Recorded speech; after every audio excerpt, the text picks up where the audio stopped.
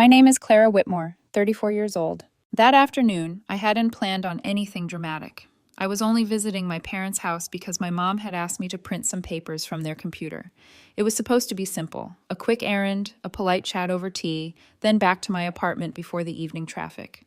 But sometimes life changes in a single click, in a single second of impulse you don't even realize you've taken. If you have ever felt betrayed by the people who should have been your biggest supporters, let me know where you are watching from. When I moved the mouse, the computer screen lit up. The first thing my eyes caught was the subject line of an email, finalized will and testament. My stomach tightened instantly, as if my body recognized the danger before my mind did.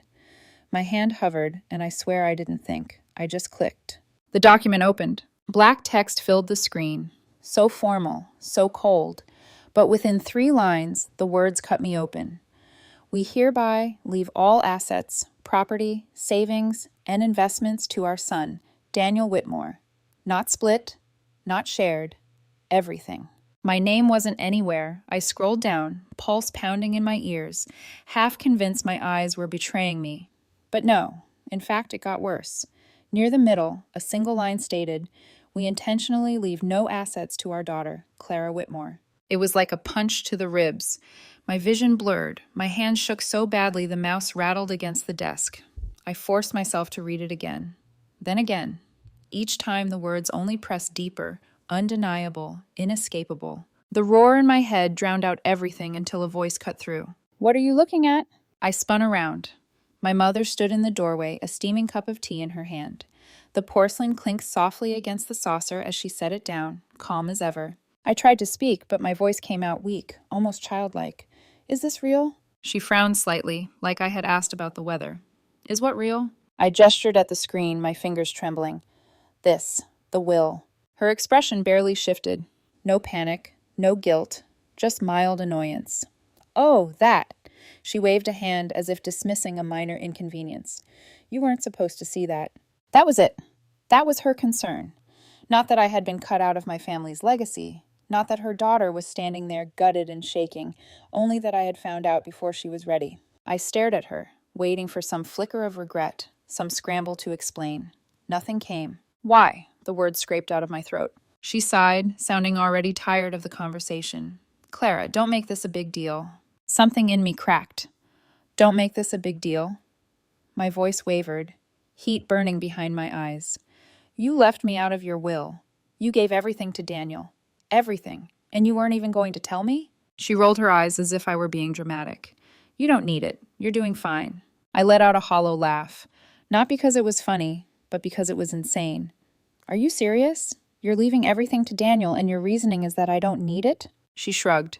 "Daniel has a family to support. He needs stability. You're independent. You always have been." That was her excuse. Because I had learned to stand on my own 2 feet, I wasn't entitled to the very things my brother, who at 36 still lived in their house, still drifting from one half-hearted job to another, was being handed without effort. I turned back to the screen, scanning for some mistake, some clause that might redeem this insanity. Then I saw it. One more sentence near the bottom. "It is our expectation that Clara will assist in our care and well-being as we age." My blood went ice cold. I faced her again, my chest tight. My voice was steady, eerily calm. "So let me get this straight. You left me out of the will completely. You gave everything to Daniel, but you still expect me to take care of you?" Mom rubbed her temples like I was giving her a headache. "Clara, don't be dramatic. Of course we expect you to help. You're our daughter." I couldn't breathe. "You're serious?" She scoffed. "Well, Daniel isn't exactly responsible enough to handle those things." I stared at her, words tumbling out before I could stop them. "So he's responsible enough to inherit everything, but not responsible enough to actually take care of you?" "Sweetheart, this isn't personal. It's just practical." Practical. Not cruel, not manipulative, not blatantly unfair. Practical. A bitter truth washed over me in that moment. This wasn't new. This wasn't some shocking deviation from how things had always been. It was simply the final brutal confirmation. Daniel needed help, so he was given everything. I had never asked for anything, so I was given nothing. And my reward for being the responsible one? A lifetime of servitude. I pushed back from the desk so hard the chair scraped against the floor. I stood, my voice surprisingly steady. "I'm done." She blinked. "Excuse me?" "I'm done. I repeated, louder now, surer. You made your decision. You chose Daniel, so when the time comes and you need help, go ask him. Her face twisted, frustration breaking through the calm mask. Clara, don't be like that. I laughed, sharp and humorless. Like what? Like someone who just found out her parents don't think she deserves anything except to be their free nurse. Mom's voice hardened. We just assumed you'd understand. You've always been so good about taking care of us. There it was, the expectation. Not a request, not gratitude, just assumption. I was the safety net, always had been, always would be. But not anymore. I grabbed my bag, my hands steady now. Mom's voice rose behind me. Clara, don't you walk away from this. We're still your parents. I turned, meeting her eyes with a calm I didn't feel. No, you made your choice. Now you can live with it. And before she could say another word, I walked out. The night air hit my face like a slap, cold and bracing. My chest heaved, but I didn't look back. Not once. For the first time in my life, I didn't feel like their daughter. I felt like nothing to them. A caretaker, a backup plan, never a child. And maybe I should have seen it all along. Daniel had always been the favorite, though they swore otherwise. They claimed they loved us equally, just treated us according to our needs. But the truth was obvious. Daniel always got more. More attention, more praise, more patience, more chances. And me? I got responsibility. Standing under the streetlight outside their house, I realized I had finally stopped pretending. Pretending that one day things would balance out. Pretending that the inheritance would be fair. Pretending that being the strong one was some kind of honor. The reality was clear. To them, I wasn't a daughter. I was a safety net. And tonight, I had cut that net loose. But even then, with anger pounding through me, a shadow of dread clung to the edges of my thoughts. Because deep down, I knew this wasn't the end. They weren't done with me yet. I didn't sleep that night. I lay on my couch with the city's low hum threading through the windows, watching headlights slide across the ceiling like silent questions. The will's words kept returning in hard, bright flashes. Intentionally leave no assets to our daughter. It sounded clinical, like a diagnosis. But it wasn't new. It was only precise. A surgeon's definition for something I'd been feeling my whole life. The funny thing about being called independent is how it starts like a compliment and ends like a sentence. It becomes a reason to look past you. A justification to give what's scarce to someone louder, messier, needier. I realized that night how often you're strong had been a velvet rope keeping me out. I could chart the pattern the way you chart constellations, connecting old stars to make a shape you can finally name. When Daniel turned 18, there was a used silver sedan in the driveway with a bow on the hood. Dad grinned like Santa. Mom took pictures on her phone, telling him to turn his chin for the light. I clapped because that's what you do when your brother gets a car. I caught the reflection of my own smile in the kitchen window and thought it looked exactly like what I'd practiced in the mirror for school plays. Convincing, gentle, tidy. The following summer, I asked about a car I could share on weekends to commute to a summer job across town. Dad didn't get angry. He gave me a long sigh and a hug that smelled like motor oil and said, "Money's tight, kiddo. You're good with buses. You always figure things out." I nodded. I always did. When it was time for college, Daniel's tuition check cleared like a sunrise. He lasted 3 semesters and came home. No one said failure. They said reevaluating and finding his path. When my acceptance letter arrived a few years later, Mom squeezed my hands and told me how proud she was, and then handed me a folder of scholarship deadlines and FAFSA instructions. "It's just the timing," she said. "We helped your brother, and now we need to catch up on some things." Timing is a magical word. It rearranges fairness into destiny. I told myself we were a family with limited resources, and that's how families do it. Take turns. But the turns always tilted in one direction. The night before I left for college, I stood in the doorway of Daniel's room while he packed for a weekend trip with friends. New hiking boots, a tent, a soft cooler with a logo from a sporting goods store. "You're set," I said lightly. He laughed, tossed the tent across the bed. Perks of being the favorite. He said it like a joke, and we both laughed like it was a joke, and then he asked if he could borrow my phone charger and never gave it back. I covered for him more times than I can count. Freshman year of high school, Daniel cracked the back porch light with a baseball during an improvised game with 3 neighborhood kids he swore were terrible at catching. Mom asked me about it because she'd seen me on the porch earlier folding laundry. I lied without blinking, said the bulb had flickered all week, probably dead on arrival. Later that night, Daniel knocked on my door and handed me a peppermint wrapped in noisy cellophane like it was payment. "You're the best," he said, and for a second I felt tall, powerful, chosen. The next week, I forgot to take the trash down on Tuesday morning, and Dad came into the kitchen rubbing his temples, voice low and disappointed, the way disappointment glides like cold water under a door. "You know the schedule." I said I was sorry. He said, "I just need you to be consistent, Clara." The bag of recycling clinked accusingly between us. It wasn't that they never loved me. They did, in their way. Mom would tuck notes into my lunch when I was little. "Shine my sunbeam," with a tiny doodle of a smiling face. Dad taught me how to change a tire and change the oil and why you never ever over-tighten a screw. But the ledger ran strange. When Daniel messed up, the world softened, making room for him to land. When I succeeded, the world hardened into, "Great, so you don't need us." Every A, every promotion, every rent check, paid on time, transformed into evidence of my undeserving. You learn to become your role if everyone rehearses it with you long enough. I learned to be the safety net. I took the extra shifts.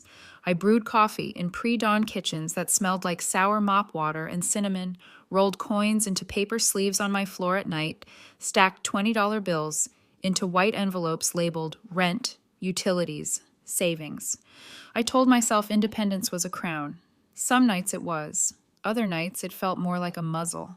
There were bright moments with my parents that I archived carefully, proof I took out and polished when resentment tried to stain everything. The day I moved into my first studio, Dad carried my thrift store bookshelf up 2 flights, whistling, then stood in the doorway like he was measuring the room against some blueprint only he could see. "You did this," he said, not proudly, exactly, more like he was noting a fact on a clipboard. Mom brought a fern and a set of mismatched mugs from the back of the pantry and kissed my hair. "So grown up," she murmured, already half turned toward the door. Years later, when I got a raise, I took them to dinner to celebrate. The waiter hovered while Mom told a story about Daniel's latest idea, some app he wanted to develop to connect local musicians to small venues. My father's eyes lit up. He has always admired people who dream in neon. I tried to ask questions, to be supportive, and the conversation lifted like a balloon tied to the wrong chair.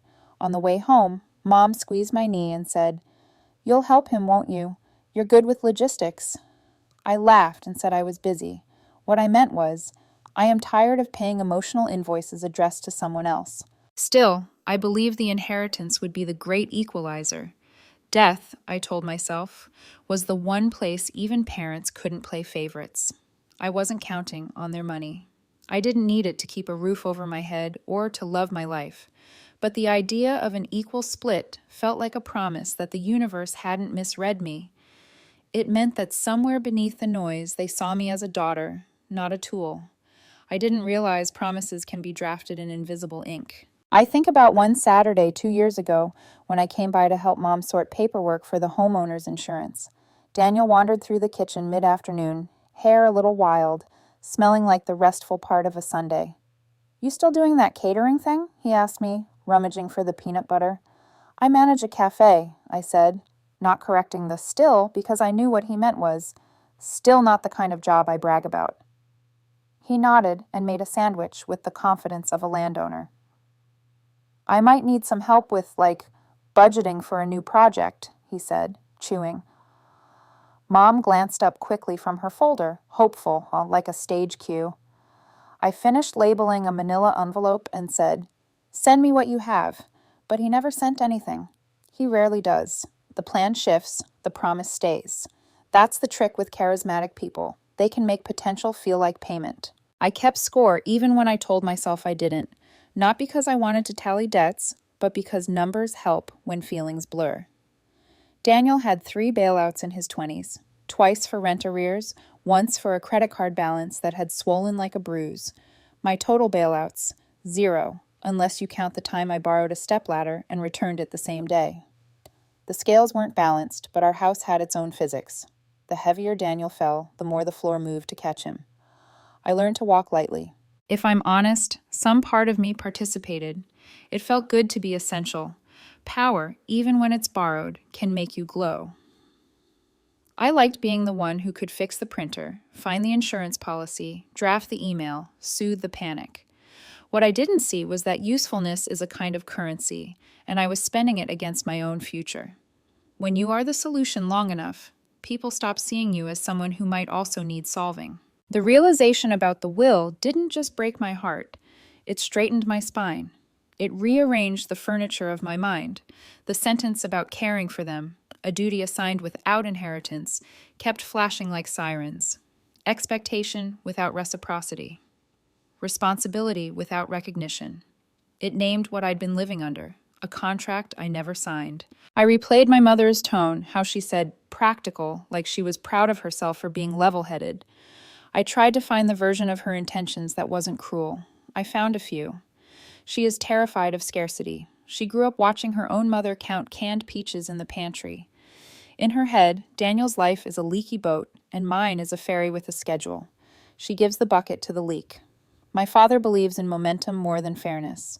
He thinks the person with the spark should get the dry wood. He has always loved audacity. If he could make Daniel's talent appear by willing it, he would. In the meantime, he props up the pretense.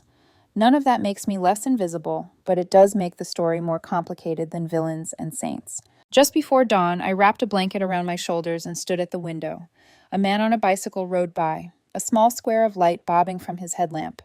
Somewhere, someone was baking bread. The street smelled like tomorrow, or like I'd finally decided to give myself one. "Enough," I said out loud, and the window fogged with the word. I made coffee and opened my journal. I wrote down the moments that had taught me to be useful instead of loved. I wrote the line from the will in heavy ink. I underlined it twice. Then I wrote a sentence I'd never let myself write. I am not a safety net. I let it sit there, spare and defiant. It didn't need backup singers. And because the mind is a sly animal, even then it crept toward bargaining.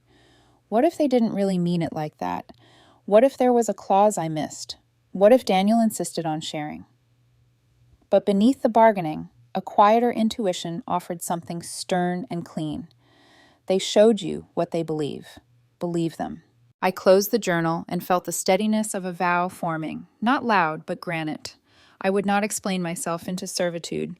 I would not keep auditioning for a part I'd already been cut from. If they called, I would not answer. If I felt guilty, I would sit with it until it didn't boss me around. In the half-light, I thought of Daniel's bright ideas and messy spreadsheets, of the way he holds a room like it's a glass he means to drink, of the thread of panic under his swagger when bills come due.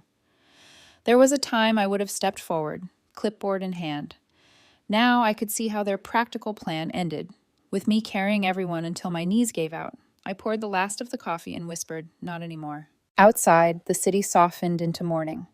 Somewhere 2 floors down, someone laughed. Quick, surprised, like a bird being startled into song. I felt a small answering echo flicker in my chest. Not joy exactly, not yet, but something that might grow into it if given space. The day ahead would bring silence from my parents that felt like approval of themselves. It would bring explanations I didn't want, and later, demands dressed as family values. It would bring Daniel to my doorstep with a practiced tilt in his voice and a new word for urgent. For now, it brought only the sound of my own breath and a kind of peace that isn't soft but is honest. I washed the coffee mug and set it to dry. Then I turned off my phone, sat at the table, and practiced the sentence I would need to say to them and to myself until it stopped trembling. No. The first few weeks after that night passed in a strange silence, the kind that doesn't soothe but rattles, as if the world itself is holding its breath. I didn't call my parents, and they didn't call me. I didn't stop by for Sunday dinner, and no one asked why. If you asked an outsider, it might have looked like distance. To me, it felt like proof. They weren't worried about me. They weren't even angry.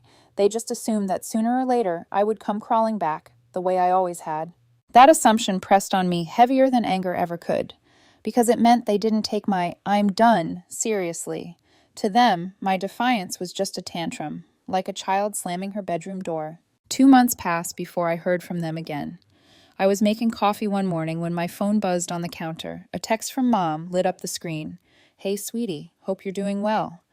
Dad and I were thinking of taking a trip this summer and could use some help booking the flights. Let me know when you have time to chat. I stared at it so long, the screen went dark. The words were casual, polite, almost cheerful, as if the last time we spoke hadn't ended with me storming out of their house, as if she hadn't told me to my face that my life was worth nothing in their eyes, except as a caretaker. I laughed, sharp and startled, spilling a few drops of coffee onto the counter. How quickly she'd reset the narrative. Clara, the reliable daughter, always there to handle the details. Not Clara, the daughter disinherited in black and white. Not Clara, the one who had finally said no. I didn't respond. A week later, the silence broke again. This time it wasn't a request, it was a demand. My phone rang in the middle of a workday, my dad's name flashing on the screen. I let it go to voicemail. A minute later, a text came through. Clara, we need to talk. Call me back. I didn't. Then Daniel called. His name popping up sent a different kind of electricity through me. My brother had been quiet since the confrontation. Maybe I'd been expecting him to reach out, though not because he cared how I felt, because I knew him. If our parents wanted something and I wasn't giving it, they'd send him. I almost let it go to voicemail, but something in me clicked. Maybe the need to finally hear what excuse he'd serve me. Or maybe, if I'm honest, the darker hope that I'd hear him beg. I answered. What? Daniel let out a long, dramatic sigh. Wow. Nice to hear from you too, sis. I said nothing. After a pause, he cleared his throat. Look, Mom and Dad are kind of struggling right now. I waited, arms folded across my chest. They had some, unexpected expenses, he continued, and they could use a little help covering some stuff. It's not a huge deal, just some bills. The absurdity was so rich I actually laughed, a sharp, bubbling laugh that made him go quiet. Let me get this straight, I said, wiping at my eyes, though nothing had spilled from them. They gave you everything, the house, the money, the investments, all of it, and now they can't handle their own bills? Silence crackled across the line. It's not like that, he muttered. Oh, really? Because it sounds exactly like that. Come on, Clara. You know they don't have anyone else to turn to. I leaned back on my couch, smiling without warmth. Not my problem. His voice sharpened. So that's it? You're just going to let them struggle? And for a flicker of a second, guilt pressed against my ribs. The instinct they had trained into me, family first, always, whispered its old lines. But then I remembered. I remembered my mother's voice calling me practical, as if fairness was math I'd never understood. I remembered my father's shrug, like I was being childish for believing I deserved anything. And the guilt dissolved. Yeah, I said, I guess I am.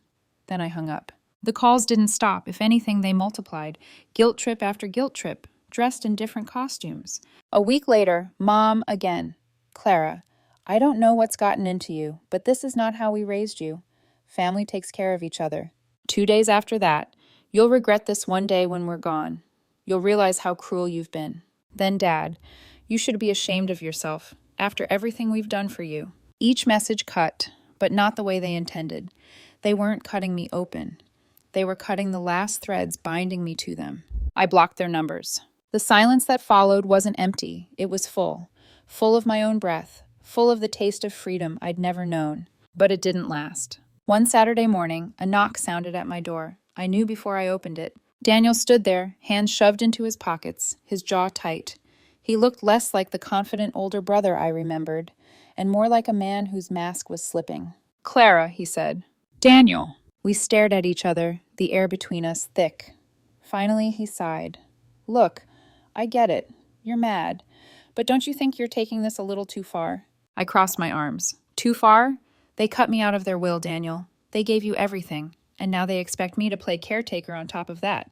They're still our parents, he shot back. I raised an eyebrow. Funny. I don't remember them thinking that mattered when they made their choice. He shifted, avoiding my eyes. It's not like they hate you, Clara. They just thought I needed it more. Cool, I said. Then they can ask you for help. He groaned. Jesus, Clara, grow up. I smiled thinly. No thanks. His jaw clenched. Fine. Be selfish. But don't come crying to me when you realize you have no one left. I met his gaze, unflinching.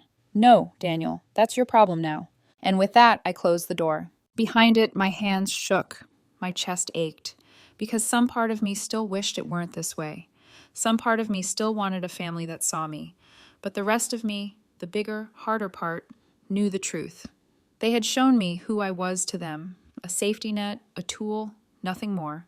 And I had finally chosen to stop playing that role. The silence pressed in again, but this time I realized it was mine, my silence, my choice. Still, as I leaned against the door, I knew this wasn't over.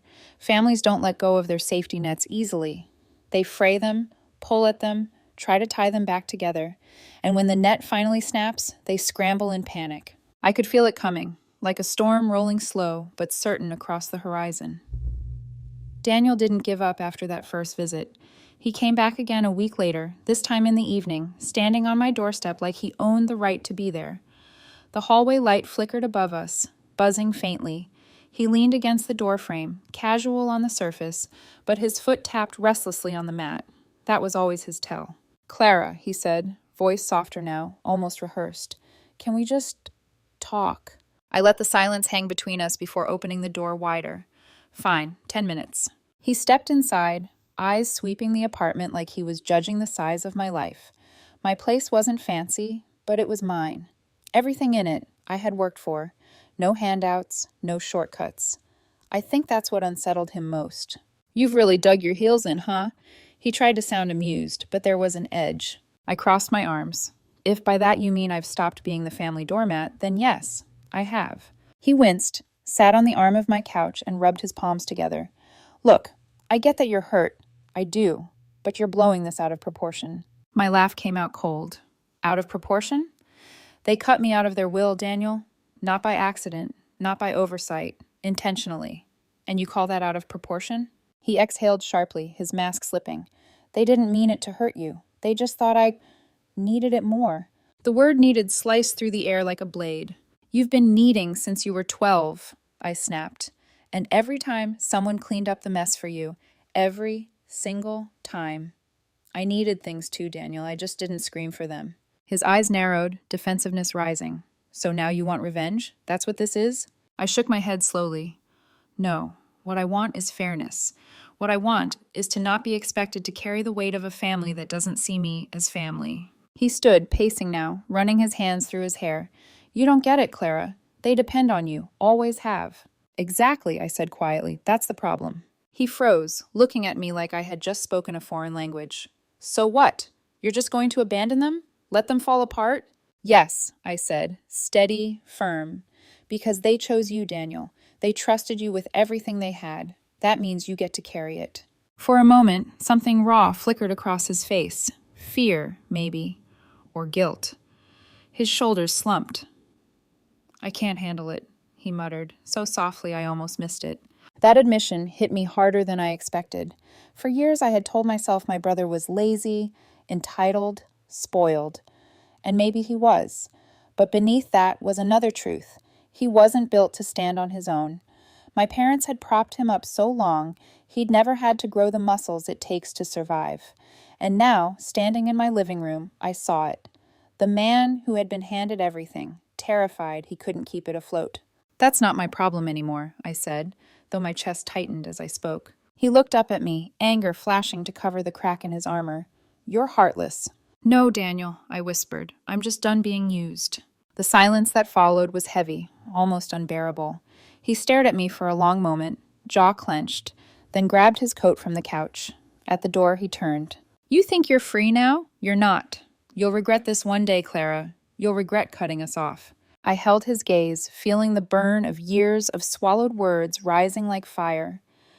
"The only thing I regret," I said, voice steady, "is that it took me this long to walk away." The door shut behind him with a finality that echoed through the apartment. I leaned against the wall, shaking. Not with fear, with release.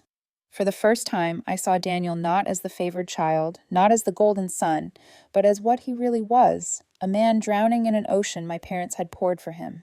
And for once, I wasn't jumping in after him. The quiet settled again, but this time it wasn't just silence. It was a line drawn, a choice made. And though part of me ached with the weight of it, another part, stronger, steadier, felt something new stirring. Freedom. But I knew my parents weren't finished. People who see you as their safety net don't accept the cut cleanly. They pull, they twist, they find new ropes. And when the storm came, I would have to stand my ground all over again. The storm didn't arrive with lightning. It came through emails. Short, clipped, filled with blame that stung at first and then lost its power the more I read them. Clara, I hope you're happy. You've turned your back on your family. I don't even recognize you anymore. That was the last one my mother sent. I stared at it for a long time before closing the laptop. She was right. She didn't recognize me. Because I wasn't the obedient daughter anymore. I wasn't the emergency contact, the nurse in waiting, the safety net. And I felt no need to correct her. The silence after that email stretched for weeks. Then months. For the first time in my life, I woke up and no one expected anything of me. No frantic phone calls asking for favors. No lists of errands disguised as little helps. No guilt tying me to their household like a leash. It was strange, almost disorienting. Freedom always is at first. I walked home from work one evening through the early autumn air, leaves scraping across the sidewalks, the city alive in its own rhythm. For the first time, I didn't feel like I had to rush anywhere. The quiet didn't ache, it soothed. Still, there were nights when old habits pulled at me. I'd roll over in bed, phone on the nightstand, and wonder if I should check for missed calls. A voice whispered, "What if something happened to them?" But another voice, louder now, answered back, "If something did, it was never yours alone to fix." I thought of Daniel too. Rumors reached me through a cousin that he was already struggling to manage the house, that bills were piling up, that he was asking for extensions. None of it surprised me. He'd been given the crown, but not the spine to wear it. Once I might have stepped in, offered to help sort through bank statements, create a budget, steady the ship. But now I understood the cruel brilliance of my parents' choice. By giving him everything, they had tied the anchor to his own leg. And me, they had cut me loose without meaning to. It wasn't that I felt joy at his failures. It was more complicated than that. Sometimes I caught myself wondering if he resented them as much as I did, in his own way. To be coddled so thoroughly that you never learn to stand. That's not love, not really. That's another kind of neglect. But those were questions for him to wrestle with. Not me, not anymore. I spent evenings writing again, something I hadn't touched since college. Poems scribbled on napkins, essays that would never be published. I painted my kitchen a pale yellow because I liked how it caught the morning light. Small acts of choosing, all mine. And yet, the past wasn't done tugging, because every once in a while my father's words drifted back. Family takes care of each other. Did I still believe that? I think I did, but I had learned to add an unspoken clause. Family takes care of each other when family sees you as one of them. That had never been true for us, not really. I wasn't their daughter, I was their plan. Daniel was their dream, and I had spent decades holding both together. The will was just the final line under a lifetime of choices, a lifetime of my achievements being dismissed as expected, my independence rebranded as disqualification, my needs ignored because someone else has always shouted louder. Now there was only me, and the strange thing was, it was enough. One afternoon, while sorting through old boxes, I found a birthday card from my parents. I was 19. Inside was a $20 bill and the words, "Don't spend it all in one place. Love, Mom, and Dad." I remembered that day. Daniel had gotten a stereo system for his dorm room that year. I had smiled and said thank you, clutching the card, telling myself $20 was fine, more than fine. I held the card for a long moment, then slid it into the trash bag with the others. Some memories don't deserve an altar. The final shift came quietly, like all the real ones do. I was walking through the park one morning, crisp air stinging my cheeks, when I realized I hadn't thought about them in days. Not Daniel, not Mom, not Dad. My mind had been full of my own life, work deadlines, the book I was reading, whether to buy a new lamp for the living room. My life, not theirs. That realization stopped me cold on the path, because it meant something I'd never believed possible. I was free. Free not just in practice, but in thought. And yes, there would always be a scar. Betrayal leaves its mark, but scars are proof of survival, not chains. When I think back now, I don't see their faces as often as I used to. I see the words in that will, black and white, stark and merciless. And I feel a strange kind of gratitude, because they could have left me crumbs, just enough to keep me tethered. But by cutting me out completely, they forced me to choose myself. And I did. So when people ask if I regret walking away, I don't hesitate anymore. I smile, steady, sure. No, I say, the only thing I regret is not walking away sooner. Because the truth is simple. They made their choice. And for the first time in my life, so did I.